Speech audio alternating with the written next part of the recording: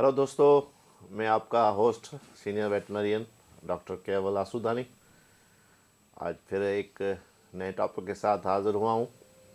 आज हम बात करेंगे गायों की एक बीमारी है ब्लैक लेग, BQ इसको बोलते हैं शॉर्ट में, BQ black quarter black leg. और ये चौड़े मार, इसको चौड़े मार भी उर्दू में या पंजाबी में चौड़े मार भी कहते हैं। और काली टांग सिंधी में हम इसको काली टांग ब्लैक लेग अंग्रेज़ी में बीमारी का नाम है। इस पे हम तफसीली बात करेंगे। काफ़ी जब ये बीमारी फैलती है तो बहुत ज़्यादा नुकसान होता है फार्मर हजरात का, ख़ास तौर पर वो इलाके, पहाड़ी इलाके, खुश्क जहाँ की आबोहवा है, वहाँ के एरिया में ये बीमारी मुस्तकिल बुनियादों पर रहती है। और जब इसको फेवरेबल, ये जरासीम जो है, जब इसको मौका मिलता है, उसकी फेवर का आबोहवा पैदा होती है तो बहुत ज़्यादा नुकसान होता है। हम अपने टॉपिक को मुकम्मल तफसील के साथ बयान करने से पहले गुजारिश करूँगा कि मेरा यूट्यूब चैनल सब्सक्राइब करें, बेल आइकन पर क्लिक करें ताकि आइंदा आने वाली वीडियो आप तक पहुँचे। बड़ी नवाजिश। आइए चलते हैं हम अपने टॉपिक पे। ब्लैक लेग या ब्लैक क्वार्टर क्लॉस्ट्रिडियम जो जरासीम है, क्लॉस्ट्रिडियम चौवाई हम उसको बोलते हैं, क्लॉस्ट्रिडियम बीमारी है। क्लॉस्ट्रिडियम एक बैक्टीरियल डिजीज़ है। ये बैक्टीरिया इतना ख़तरनाक है और इतना ढीठ है कि इवन 120 डिग्री फ़ारेनहाइट भी अगर गर्मी का दर्जा चला जाए तो भी ज़िंदा रहता है। स्पोर फार्म में अपने आप को स्पोर में बंद कर देता है, मतलब बगैर ऑक्सीजन के अब कई सालों तक एक खोल में अपने आप को बंद कर लेता है और कई सालों तक ज़िंदा रहता है। इसलिए जिस इलाके में ये पाया जाता है या आ जाता है तो वहाँ से बड़ी मुश्किल से निकलता है। और इसका वाहिद जो हल है वो है BQ वैक्सीन।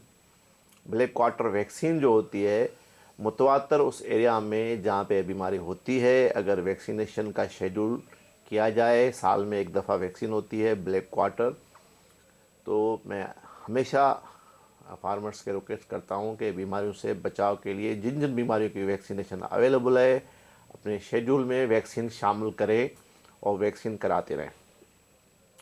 तो इसका भी वाहिद हल जो है वो वैक्सीनेशन है। अब आते हैं इसमें होता क्या है। ये बहुत एक्यूट, शदीद, मतलब फ़ौरन होने वाली बीमारी है, एक्यूट नज़र आती है, ख़ास तौर पर गायों में भी, ख़ास तौर पर सेहतमंद और 2 से 2.5 साल का जो जानवर है, यंग एनिमल्स जो हैं, नौजवान जानवर हैं, उन पे ज़्यादा इसका इफ़ेक्ट है। जिस्म का कोई भी एक हिस्सा, ख़ास तौर पर टांग जो है वो मुतासर होती है। इसको ब्लैक लेग इसलिए कहते हैं। उस टांग के एरिया में सूजन हो जाती है, बुखार 106 से 107 फ़ारेनहाइट हो जाता है, जानवर लंगड़ाता हुआ नज़र आता है, कभी कभी तो बगैर किसी निशानी के मरा हुआ मिलता है। और एक्यूट में अगर नज़र आ जाए, एक्यूट बीमारी में लंगड़ाता हुआ और स्वेलिंग हो, एक टांग में बुखार बहुत ज़्यादा हो, तो फ़ौरन अगर उसका इलाज जो है पेनिसिलिन जो दवाई है उससे इसका फ़ौरन इलाज हो सकता है।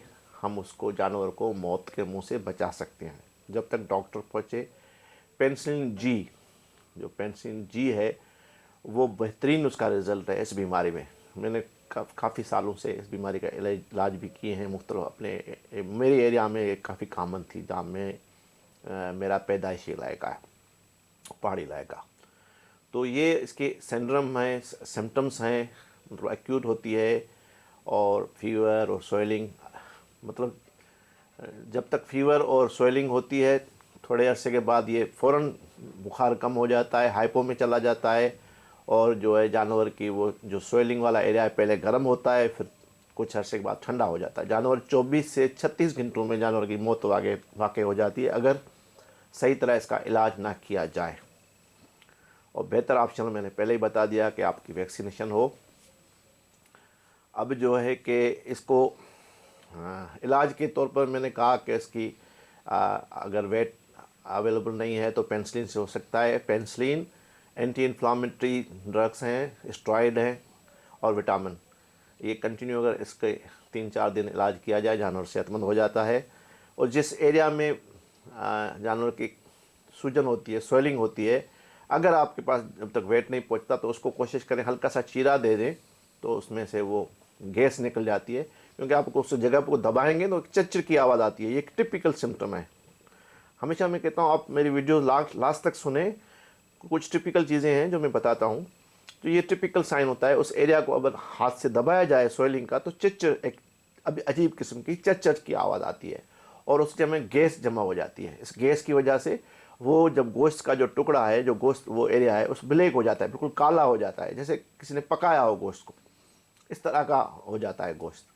اور خدا نہ خواستہ جانور کی ڈیتھ ہو جائے تو کوشش کریں کہ بڑا بڑا کھدا کھودے، اس میں گڑھا کھود کے اس میں چونا جو ہوتا ہے وہ ڈال دیں اور اس کو دفن کر دیں. اگر وہ جانور کھلے وہ میدان میں پڑا ہوگا تو وہ بیماری اس ایریا میں اور تیزی سے پھیلے گی. اور جو باقی جو ہارڈ ہیں، جو اگر بڑا ہارڈ ہے، بڑا فارم ہے اور زیادہ اینیملس ہیں تو کوشش کریں باقی جو جن میں بیماری ابھی تک نہیں پیدا ہوئی تو ان جانوروں کو آپ ویکسینیٹ کریں. سیرم اگر اویلیبل ہے آپ کے ایریا میں تو سیرم سے بھی علاج ہوتا ہے، پر موسٹلی سیرم کم ہی اویلیبل ہوتا ہے جہاں تک میری پریکٹس ہے مجھے پتہ ہے. پر سیرم اگر کسی ایریا میں کسی بھی علاقے میں اویلیبل ہے تو زبردست ہے. سیرم بھی اس کے لیے یوز ہوتا ہے. اور اپنے جانوروں کو اچھے ویٹ سے علاج کرائیں. ہمیشہ جو ویکسینیشن پہ توجہ دیں. یہی میرا پیغام ہوتا ہے. بڑی مہربانی. نوازش.